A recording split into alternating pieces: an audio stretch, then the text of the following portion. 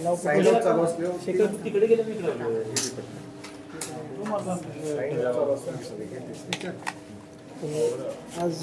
बिबट्यानं तुमच्यावरती हल्ला केला.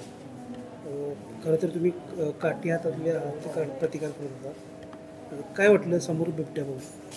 नाही काही तसं काही म्हणजे हे झालं नाही. ज्या वेळेला बिबट्या समोर आला त्यावेळेला माझं एकच ध्येय होतं की त्याला कुठंतरी हुसकावून साईडला कुठंतरी हे करायचं, जेणेकरून तो आपल्या वन विभागाच्या ताब्यात येऊ शकतो.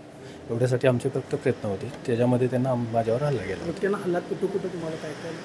नाही, त्यानं समोरून माझ्यावर हल्ला केला. त्यावेळेला माझ्या डाव्या हाताला नाक्या लागलेल्या आहेत आणि छातीला नाके लागलेले आहेत आणि उजव्या हाताच्या पण हाताला नाक्या लागलेल्या आहेत त्याच्या. खरं तर पोलिसांचा रोजचा दिवस आव्हानात्मक असतो. आज सकाळी तुम्ही जेव्हा गेला त्यावेळेला आज आम्हाला कोल्हापूर जिल्हा महानगरपालिकेचे आरक्षण सोडत असल्यामुळं सर्किट हाऊसच्या तिथं बंदोबस्त होता.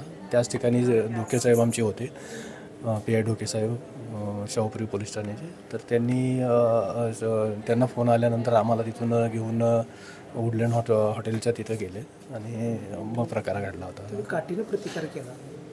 हो, माझ्या हातात काठी होती म्हणजे मी काठीनंच प्रतिकार करणार. त्यामुळे माझ्या स्वतःच्या रक्षणासाठी तेवढं प्रयत्न केला होता. आता माझी तब्येत ठीक आहे. समोर मृत्यू उभा राहिला होता असं वाटलं? नाही, तसं तर काय वाटलं नाही, पण थोडी भीती तर मनात होती की काहीतरी आपलं होऊ शकतं त्याच्यामध्ये. घरच्यांची पहिला संवाद झाला त्यावेळेला काय भावना होती? घरच्यांना मी फक्त एवढंच सांगितलं की तब्येत माझी व्यवस्थित आहे, मला काही झालेलं नाही आहे. त्यानंतर मग काय त्यांना एवढे जास्त भावनात्मक झाले नाहीत.